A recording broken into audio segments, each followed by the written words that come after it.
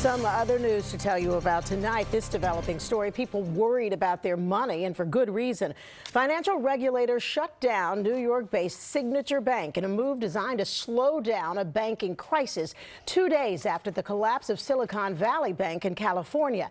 Tonight, some analysts fear this is just the beginning.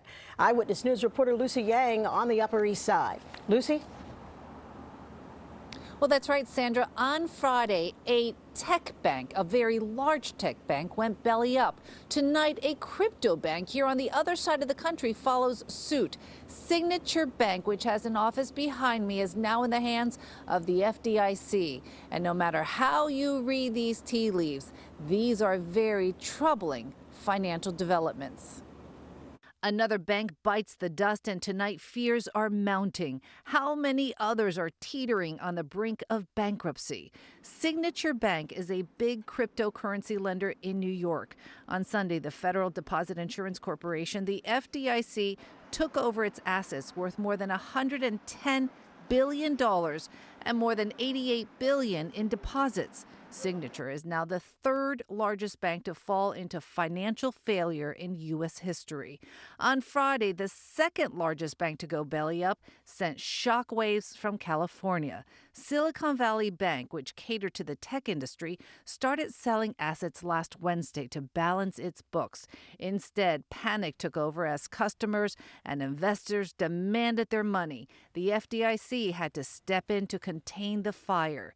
U.S. Treasury Secretary Janet Yellen adamant on Sunday that banks are not going to be rescued again by taxpayers. During the financial crisis, there were investors and owners of systemic large banks that were bailed out. We're not going to do that again. Financial regulators assuring mom and pop customers on Main Street they will not get burned. So right now I'm just kind of in a holding pattern. There's nothing I can do about it, fortunately. The race is now on to find a buyer for Silicon Valley Bank. The best outcome will be, can they find a buyer for this SVB bank today before the markets open in Asia later in the day? Silicon Valley Bank may be the first domino to fall. Clearly, it's not the last.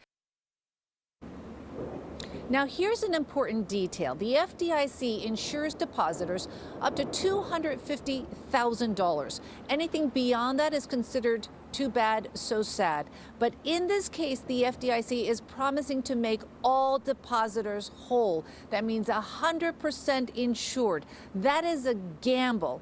But is it enough to stop customers from making a run on the banks? Is it enough to keep other banks from collapsing?